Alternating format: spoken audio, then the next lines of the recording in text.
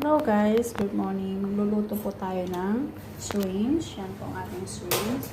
Nandito po ang ating onion, garlic, long chili, tomato, coriander and shibin. At ito yung cumin, coriander, salt, black pepper, turmeric, and cardamom. Ngayon, nag-start na po tayo. Ilalagay natin ang ating onion. 3 pieces of onion. Yan po. Pag-brownin natin ang ating onion.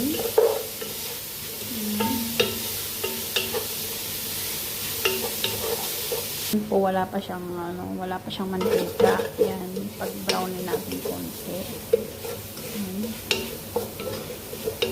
Maglalagay po tayo ng mantika. Yan. Kunti lang po yung mantika na nilagay natin.